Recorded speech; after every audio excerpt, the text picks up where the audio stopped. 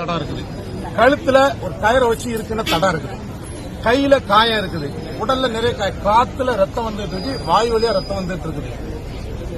இப்படிலாம் இருந்தோடனே இது வேற அவங்க என்ன சொல்றாங்க, அரசு தரப்புல வலிப்பு நோய் வந்து செத்து போயிட்டாரு, அல்ல வலிப்பு வந்ததுல எறும்பு கடிச்சு செத்து போயிட்டாங்க. பல கதைகளை காவல்துறை வழக்கமாக இது போன்ற மாணவர் படுகொலைகள்ல கொலையாளிகளை பாதுகாக்கவே இந்த காவல்துறை என்னென்ன நாடகம் கட்டுக்கதையெல்லாம் கட்டுமோ அதெல்லாம் இதுல செய்யுது. ஆனா இது அப்பட்டமான கொலை. அந்த அரசு தங்கும் விடுதியில போடிநாயக்கர் அரசு தங்கும் விடுதியில மாணவர் தங்கும் விடுதியில இதுக்கு முன்பு நிறைய சம்பவங்கள் இது போன்று நடந்ததாக அந்த பகுதி மக்கள் சொல்றாங்க. அப்ப நாங்க இது என்ன கேட்கிறோம் அப்படின்னா, இதா இருக்கிற தடங்கள் எல்லாம் பார்க்கும்போது இது அப்பட்டமான படுகொலை. இந்த படுகொலையில எங்களுக்கு அந்த காவல்துறை மேல விசாரணை மேல எங்களுக்கு நம்பிக்கை கிடையாது. எங்களுக்கு சிபிசிஐடி விசாரணை வேண்டும். இந்த படுகொலையில் உள்ள குற்றவாளிகள் அனைவரும் கைது செய்யப்பட்டு சட்டத்தின் முன் நிறுத்தப்பட வேண்டும். இந்த படுகொலைக்கான உண்மையான காரணங்கள் எங்களுக்கு தெரிவிக்கப்பட வேண்டும்.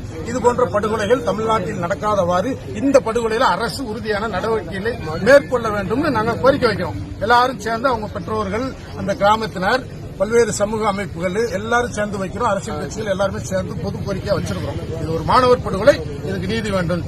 அவங்க நேர்ல போய் அந்த காவல்துறை தொடர்ந்து அழைச்சி இங்க வரைக்கும் காவல் நிலையம் வர சொல்றது, மருத்துவமனைக்கு வர சொல்றது, ஆட்சியர் அலுவலகம் வர சொல்றது, கண்காணிப்பாளர் பார்க்க வர சொல்றது, இழுத்தடித்து அலைக்கழித்து இந்த வழக்கை நீர்க்கும் படுகொலைக்கான தடயங்களை அளிப்பதற்கும் காவல்துறை தொடர்ந்து முயற்சிப்பதாக வலுவான குற்றச்சாட்டை நாங்கள் முன்வைக்கிறோம்.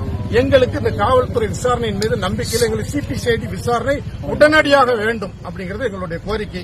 அதற்காக உடலை வாங்க மறுத்து 5 நாட்களாக நாங்கள் போராடிக்கிறோம். பல்வேறு அமைப்புகளும் இணைந்து பொதுவான போராட்ட குழுவா நிற்கிறோம். இங்க வந்திருக்க இயக்கம் மாணவர் இந்த மாவட்டத்தை சேர்ந்தவர்.